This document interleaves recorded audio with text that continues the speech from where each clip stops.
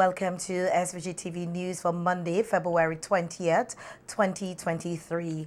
I am Rochelle Batiste with the details. Prime Minister Dr. Ralph Gonzalez returned to the state on Sunday and provided an update on radio on his meetings in Guyana and the Bahamas. The Prime Minister said he was able to meet with several officials on the sideline of the 44th regular meeting of the CARICOM heads of government in Nassau, Bahamas, where progress was made on some matters.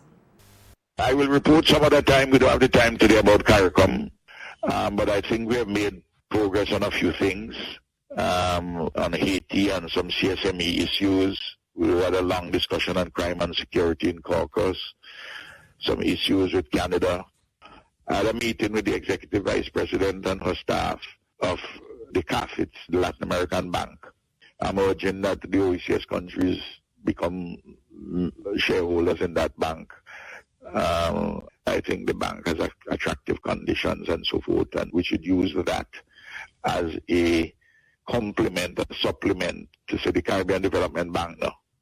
You know, that's our primary institution, developmental financing institution in the region. And we ratified the agreement with the Africa Export-Import Bank. 9 CARICOM countries have signed on thus far. The officials on the bank supposed to come and see me, I think, Tuesday. PM Gonzalez also spoke about a discussion he had with Canada's Prime Minister Justin Trudeau and officials from the European Union. Movement in the next days, weeks, on not a waiver of the requirement for the visa, but maybe some easing, some facilitation. I am awaiting the details. I spoke to Prime Minister Trudeau about it while I was in the Bahamas one-on-one. But I have a delegation, a European Union delegation, which came from Europe actually to see me in my capacity as pro tempore president of CELAC. Saw them in the Bahamas. They're here. I'm having a meeting with them tomorrow. I have several important meetings. And then the CARICOM heads of government meeting was held from February 15 to the 17 under the chairmanship of the Prime Minister of the Bahamas. Before that meeting, Prime Minister Gonzalez was in Guyana for the International Energy Conference, where he hails Guyana's efforts in energy development in the region.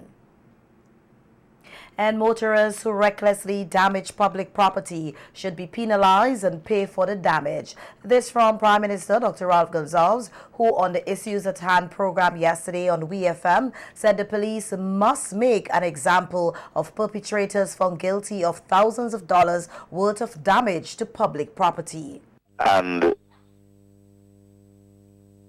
the police, not just the traffic police, but all police,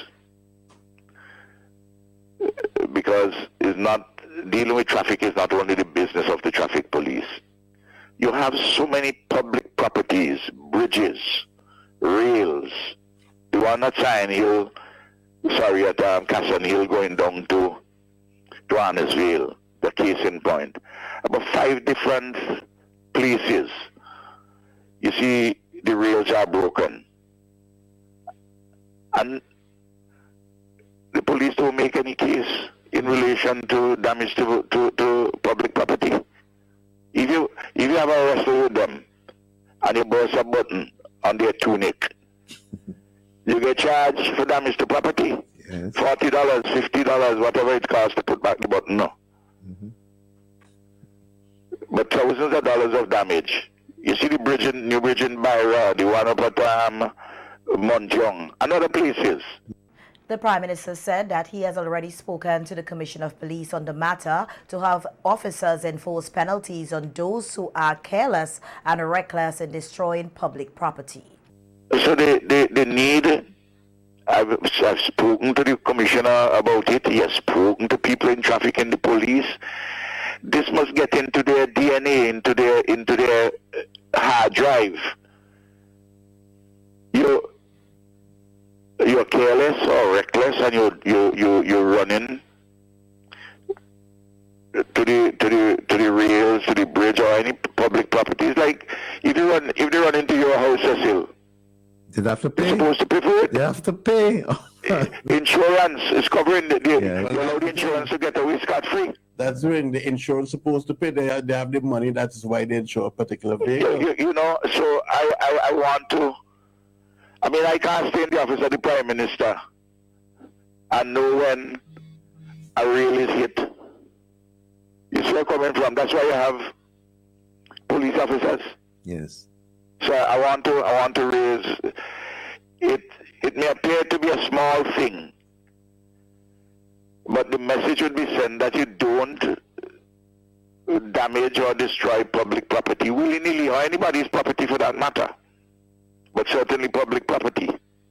Meanwhile, Prime Minister Gonzalez commended the Royal St. Vincent and the Grenadines Police Force for a successful operation over the weekend. In that operation, 2 Dorsetshire Hill men were taken into custody after a search at a home led to the discovery and seizure of 2 9mm pistols, 29 rounds of 9mm ammunition, 9.5 grams of cocaine, 3,896 grams of cannabis, and a quantity of cash in United States dollars and euros.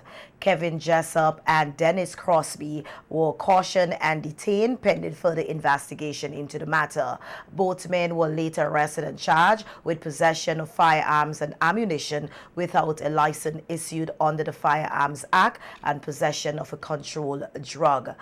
Jessup and Crosby were to appear before at the Serious Offences Court today to answer to the charges. Speaking on the operation on the radio on Sunday, PM Gonzalez said that the arrest made is positive news and suggests other areas where the police can conduct search operations.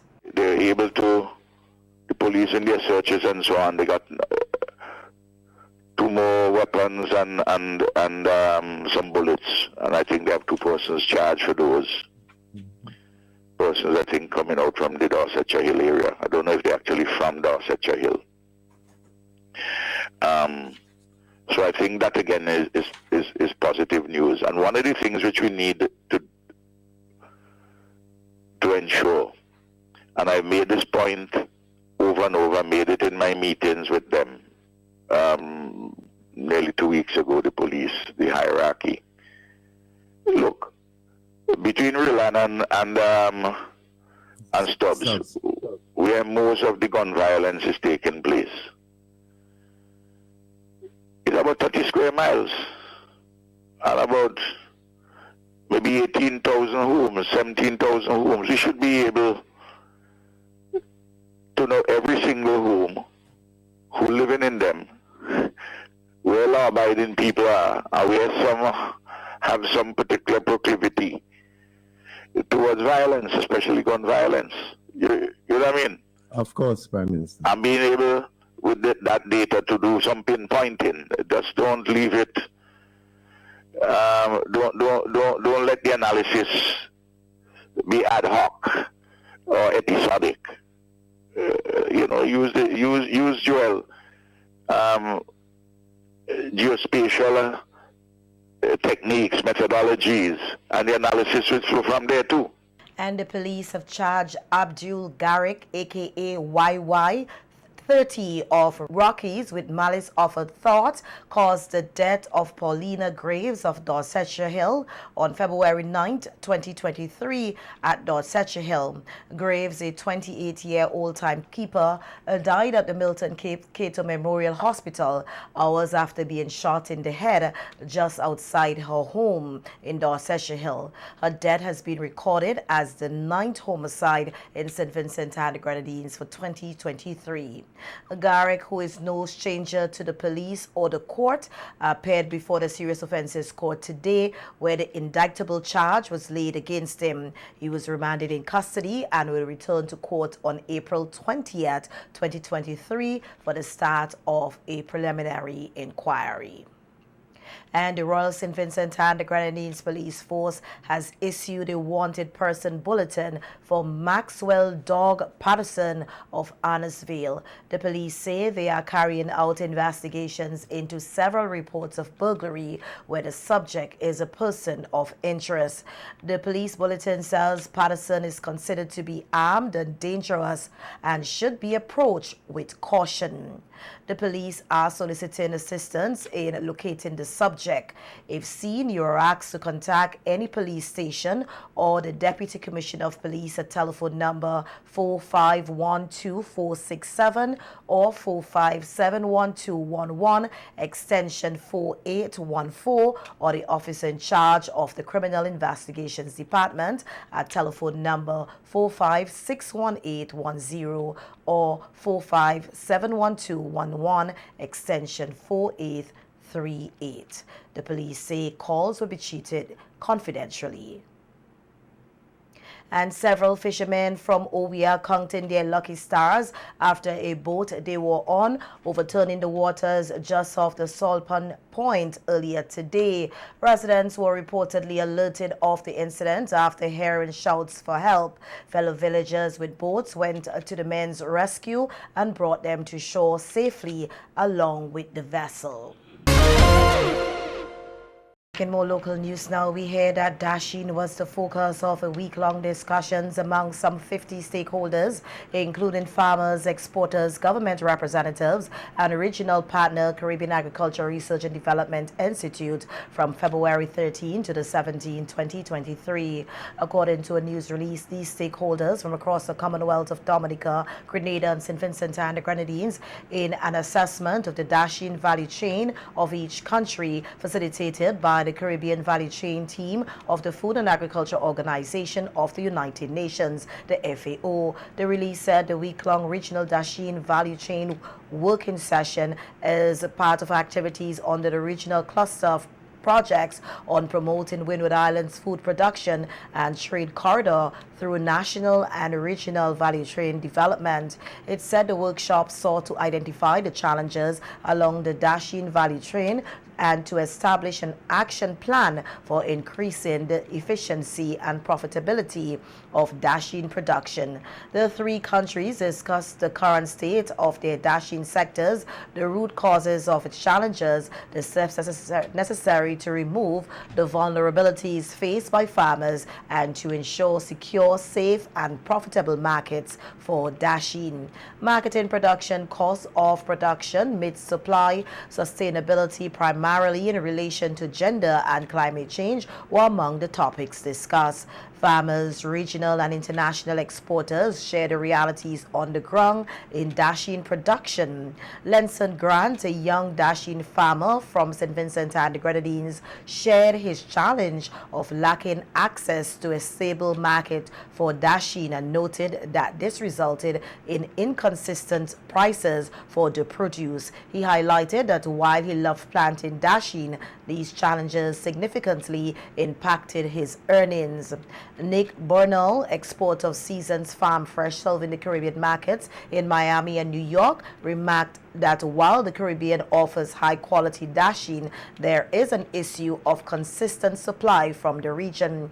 He added that the future of dashing production needs to be large-scale to be profitable on the export market, and that a coordinated effort in filling this gap will greatly serve the development of a regional dashing industry. These sentiments reportedly led to discussions on how to alleviate some of the challenges to production, marketing, and supply in a holistic and collaborative way that involves all stakeholders at the government, private sector, and farm level to ensure a consistent and quality supply of dashing to adequately supply the local, regional, and export markets.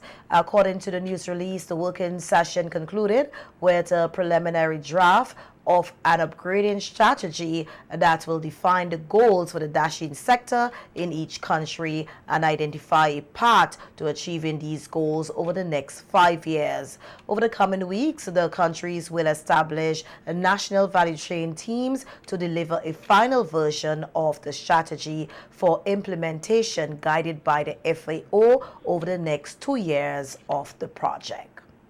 And we hear that farmers who sold produce to the Global Medic Love Box initiative will be paid this week for their produce. A release from the communications unit in the Ministry of Agriculture said payments will be made at the Lauders Buying Depot and Orange Hill Buying Depot on Wednesday, February 22nd from 10:30 a.m. and at the Rosebank Buying Depot on Thursday, February 23rd from 10:30 a.m. The unit says farmers who are unable to collect payments on these dates can collect at the planned quarantine unit in the Guichet compound, Kingston, on Friday, February 24th. Persons are asked to walk along with farmers' identification card to receive payment. The Madeira Valley Park in Bayabu is set to officially open in July this year. One of the additions to the upgrade at the park will be representation of all ethnic groups here in St. Vincent and the Grenadines. We hear more in this report. After years of development to the forest park in Bridgetown, Bayabu, all works are expected to be completed before the 1st of July, when the public can access the park. We want to have some bird feeders, and also to have a butterfly and a patch for what we call the pollinators. So you plant flowers that blooms, and the bees and the butterflies, that thing. So we have identify the person who is going to work with us to do it. It's popular around the area. We call him Rasjan. We want to do a lookout platform as well. What you hear is the birds chirping and just the trees whistling and that sort of thing you would hear when you come here. In the evening, you smell the perfume of the fragrance. Neighbors would tell me, "Oh, Miss Fitzpatrick, this place just really smell up." Executive Director of the Madeira Valley Forest Park, Robert Fitzpatrick, and wife Ingrid Fitzpatrick. One of the main attractions will be the incorporation and the representation of the different cultural and ethnic groups in St. Vincent and the Grenadines at the forest park. African descent, Portuguese, which is European descent, and the indigenous people. So we are hoping to have a platform to represent all these peoples, right? Currently, we have the African platform, and you'll visit that as you take the thing. But the other have not come into being yet. We have identified the areas that we are going to set up the platform, but we have not gotten around yet to put in the artifacts and so on. Of recent, the Madeira Valley Park has received support from Global Environment Fund and Canary. The Fitzpatricks are pleased that there is now greater community involvement. And that is the whole idea, that the community will benefit from the park. In fact, when many people didn't see the benefit, they're beginning to see it now. Some start to talk about, oh, when tourists start to come, I could set up a table and sell things and so on. They're seeing the vision now because they could see things. But during the time when, in the early phase when Stonewall was being done, people were ganging up, telling me to gang up against my husband. He's up here wasting the money, throwing away money, Mrs. Patrick, throwing away the money. Larissa Pugsley, Kid. And the Kume Methodist School Literacy Week was officially opened today under the theme Knowledge is a Seed That Grows When You Read. The week of activities kicked off with guest speaker from the Literacy Department at the Intermediate High School who spoke to the students on the importance of reading. For the rest of this week, the students will be involved in other activities which will help to develop their literacy skills and love for reading. Assistant Coordinator of the Literacy Week, Jonathan Roberts, outlined some of the other activities which would include reading to the elderly and preschoolers in the community. This morning we launched our Literacy Week under the theme Knowledge is a Seed That Grows When You Read. we launched with a service right at the school. Our featured speaker for the event this morning was Mrs. Shara Oliver Stewart. She is the literacy coordinator at the Intermediate High School, and she did share, some points with the students and the teachers here to encourage the students to read and the teachers to be involved in the development of literacy. We have a fun week of activities planned. Tomorrow, Tuesday, we have an event dubbed Read for a Friend, so the students will be going along with teachers, going to preschools in the area as well as some of the older folks and the shut-ins to read for them. On Wednesday, we have a series of games right here, so we would be having spelling bee competition, we'll be having reading competition, public speaking competition, and so on. On Thursday is our Expressions Day. That's a drama day, and our students would be performing popular Aesop fables as well as Anansi stories. And on Friday is our Building Knowledge field trip. So we do look forward to having, a fun and a productive week. And practice teacher at this school, Shalicia Hope, outlines the importance of Literacy Week, noting that it allows students to reflect on ways in which they can make reading and writing more fun. Week is important as it allows the weaker students to increase their knowledge on reading as well as writing. It is also important as it gives them the opportunity to build on their future career in any job opportunity of their choice. Another practice teacher at the school, Deonda Williams, encouraged parents to play an active role in developing their children's literacy skills. She is also encouraging other teachers to play their part in their children's literacy development. I know that the students are really looking forward to this week's activities, and I would just like to encourage parents, the parents of our students, to read with their children. Make sure read every day, because as our team states, knowledge is a seed that grows when you read. I would also like to encourage the teachers as well, whether you're a teacher in science, maths, or even social studies. I would like to encourage you to get your students reading, because we know that reading is important all across the board, right, in every content area. Also, to the parents of other students who are not in our school, those parents out there, I would like to encourage you to read with your children, ensure that every day that they have some sort of reading material. And also to the students out there, take up a book and read the buildings when you go to town. Any opportunity that you can get to read, just read. And Miller Squad was crowned champions of the inaugural Paget Farm Police Youth Club Spelling Bee competition after edging out James Squad and McMaster Squad into second and third place, respectively. The competition was held on Saturday, February 18th at the Paget Farm Community Center. Mariana Grant and Shamia Oliver represented Miller Squad and amassed a total of 41 points. James Squad, Natalia Stowe and Kinesia Hazel earned 27 points, while McMaster Squad, Odelia Compton and Misha Oliver scored 20 points. The participants were drawn from grade 5 and 6 of the Paget Farm Government School. The district coordinator of the Paget Farm Police Youth Club, Sunio Oliver, said the competition is all about youth empowerment to help build the confidence of young people as they transition into adulthood, noting that they are seeking to create a platform to build their self-esteem. According to Oliver, the naming of the participating squads was in honor of retired police officers who played a significant role in the life of the club. James Squad honored retired Station Sergeant of Police Meldon James, who was the founder of the Paget Farm Police Youth Club. McMaster Squad honored the retired Sergeant of Police Cecil McMaster, who was the first national coordinator to meet with the Paget Farm Police Youth Club, and Miller Squad honored the retired Commissioner of Police Keith Miller, under whose tenure the club was officially inducted. The participants in the Spelling Bee competition received school supplies as prizes. And senior foreman with the Sanitation Department, Grantley Ipa Constance, said one of the biggest problems they continue to face on the job in the Kingston area is poor garbage disposal practices, particularly by vendors. Constance was discussing the challenges that the Sanitation Department encounters on the API's Morning SVG program today.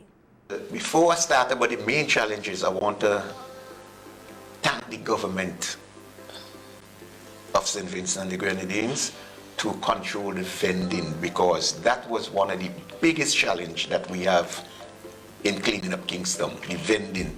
People was vending and disposing of garbage indiscriminately. A person come in town, they bring their box of banana, a lot of bush to make sure that the banana don't get softened, and then they leave everything right there. And in the train. And the public health and the sanitation department has to go and clean it up. Now it's a more organized vending now. People are in the market. Kudos to the government for that, for such a step made. Nisha, you agree with that? Yes.